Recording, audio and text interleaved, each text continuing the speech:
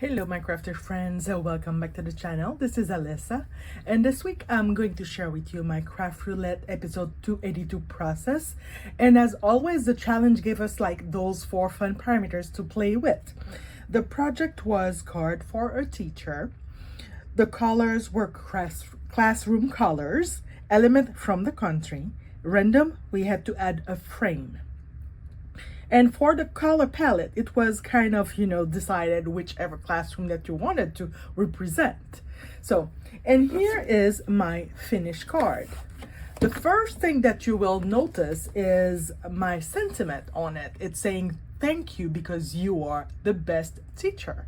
So that can go to anybody that you really want to make feel special about what they have done, how they have teach you. And I have a couple of those teachers in school, but also have teachers in life that gave me the incentive to move along, or that one day you needed the spark to make it happen. So it's the sentiment that I have there, and it's very in the center that says that you are the best, and I wanted the message to stand right away. So this is the reason that I placed it inside a chalkboard style background. So now let's walk through and how the parameters inspired my choices for this week. So first, project card for a teacher. Like I said, it designed this with a teacher in mind, and it's using the classic chalkboard look and the heartfelt sentiment that any teacher would love to receive. The color palette, classroom. And for the classroom palette, it went with, I went this week with the green gingham to remind us of those school bulletin boards, or we have, the wood grain frame that give that warm of rustic desk or the classroom furniture feel. And of course, the blackboard is the black background. That's what I had. There was green background, chalkboard, green, black, whichever that you had. And now it's everything digital. So most of the kids probably don't even know what we are talking about.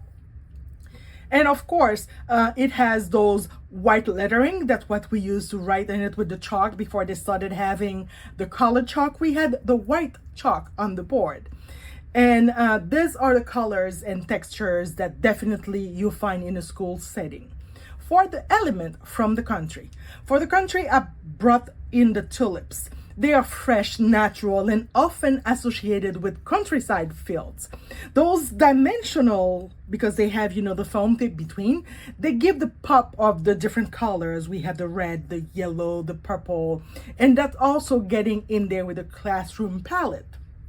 And finally, for the random, the frame, for the parameter, I use a stitch wooden look frame around the chalkboard. This is not only like to ground the card and also to meet all the parameters, but also create that cozy country classroom vibe.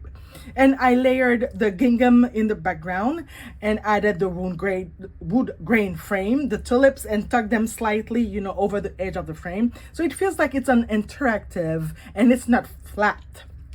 And I do love to have my cards like that, multi-dimensional. So it's also a contrast, the soft floral against the bold chalkboard that creates a balance. And everything is mounted on that, black base to also separate it with the card base that I have. And I kept the embellishment minimal because the texture and the colors already say so much. And that's it, my friend. That's my card for Craft Roulette episode 282 that we had. And we met Meg Days at her first time with the group, but she's really enjoying it and she just really rolled with it. And I think that she will probably be back.